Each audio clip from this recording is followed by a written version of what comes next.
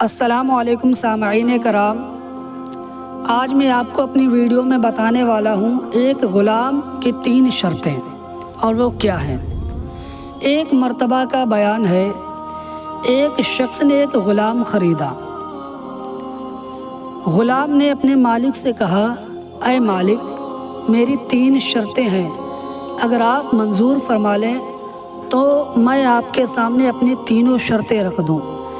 مالک نے اپنے غلام سے کہا، اے غلام، وہ تینوں شرطیں کیا ہیں؟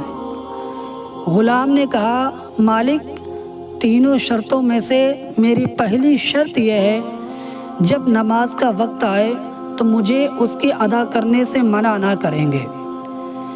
دوسری شرط یہ ہے کہ دن کو مجھ سے جو چاہو کام لو، مگر رات میں آپ کا کوئی کام نہیں کروں گا۔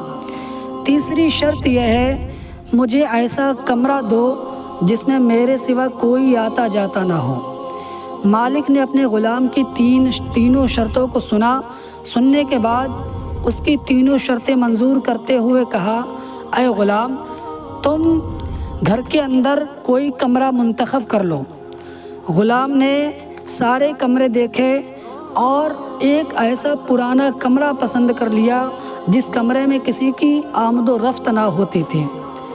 جب مالک نے دیکھا گھر کے اندر اتنے سارے کمرے ہیں، خوبصورت ہیں، لیکن غلام نے ایک پرانا سا کمرہ پسند کیا ہے، تو مالک نے اپنے غلام سے کہا، اے غلام، گھر کے اندر اتنے سارے کمرے موجود ہیں، سارے کمرے خوبصورت ہیں، لیکن تم نے پرانا کمرہ کیوں پسند کیا؟ غلام نے اپنے مالک کو بہت خوبصورت جواب دیتے ہوئے کہا، اے مالک، یہ جو کمرہ میں نے پسند کیا ہے، بے شک یہ پرانا ضرور ہے، ہمارے اور آپ کے لیے پرانا ہے، لیکن ہمارے پروردگار عالم کے نزدیک یہی کمرہ گل گلزار ہے۔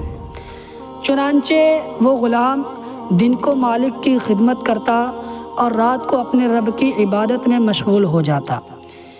ایک رات جب اس کا مالک اس کے کمرے کے سامنے سے گزرتا ہے تو وہ دیکھتا ہے کہ کمرہ چمک رہا ہے اور غلام سجدہ میں ہے، اور اس کے سر پر ایک نورانی قندیل روشن ہے، اور وہ پھوٹ پھوٹ کر روتے ہوئے کہہ رہا ہے، یا الہی، تو نے مجھ پر مالک کی خدمت واجب کر دی ہے، اگر مجھ پر یہ ذمہ داری نہ ہوتی تو میں صبح و شام تیری عبادت کرتا، اے اللہ میرا عذر قبول فرما لے۔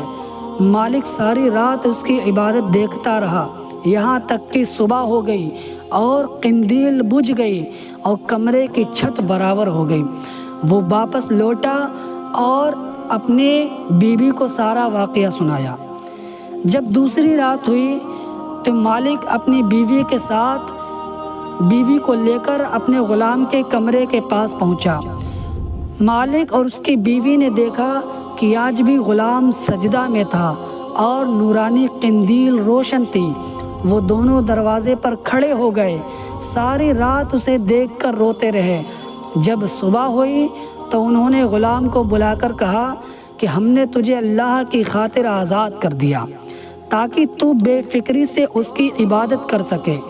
غلام نے اپنے ہاتھ آسمان کی طرف اٹھائے اور کہا، اے صاحب راز، راز ظاہر ہو گیا، اب میں اس راز کے فاش ہونے اور شہرت کے بعد زندگی نہیں چاہتا۔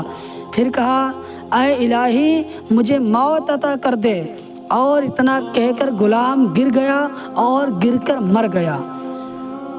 واقعی صالح اور عاشق اور طالب مولا کا یہی حال ہوتا ہے۔